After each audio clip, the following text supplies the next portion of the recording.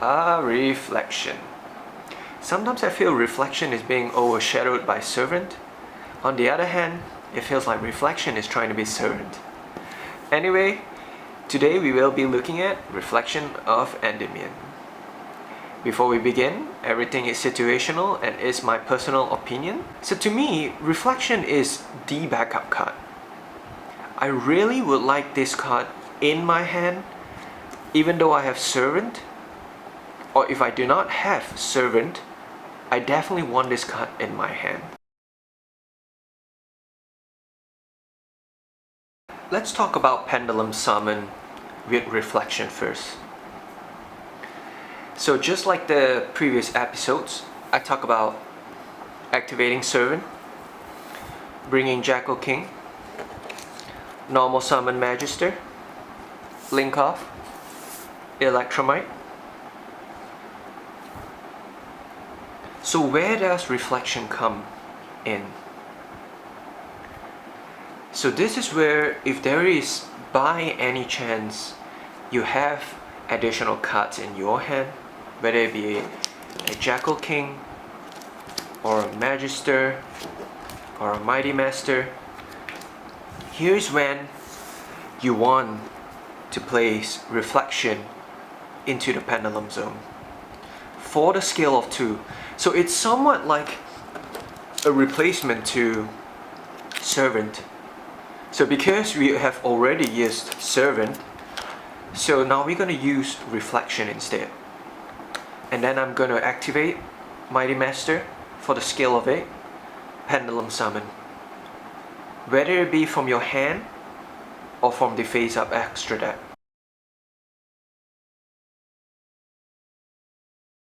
If somehow you have already built 3 spell counters before, go ahead and activate Reflection. But this is very important. This is very important. It's a mistake that I still do and I still make. I tend to Pendulum Summon everything, whether it be from the face up extra deck or my hand, onto the field. Man, that feels good when it's packed. But crap, now I can't activate her. So try to keep, maybe for example, maybe keep a monster in hand, maybe a Master Cerberus in your hand, or whatever card you have in your hand. So after Pendulum Summon, here's where you want to activate, use up the 3 spell counters and bring out that monster from hand. This allows you to throw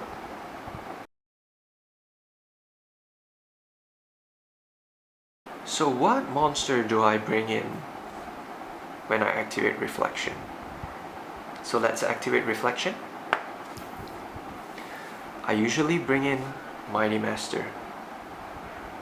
So here's where, if I have a spell power mastery, I would definitely like to pull or surge Mighty Master into my hand. So it really has to be with the flow, like the play is really going on, the coast is very clear, like you know I need Mighty Master to come out. But you have that gut feeling like your opponent is going to activate a spell card, so you're going to get ready to activate Mighty Master. So this is usually my go-to move, to bring in Mighty Master. Do I bring in Master Cerberus? Definitely.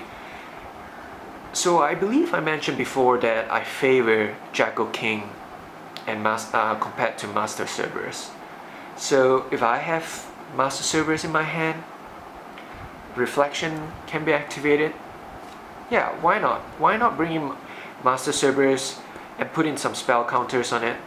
And that would be amazing, you know, Jackal King on the field, Master Cerberus on the field.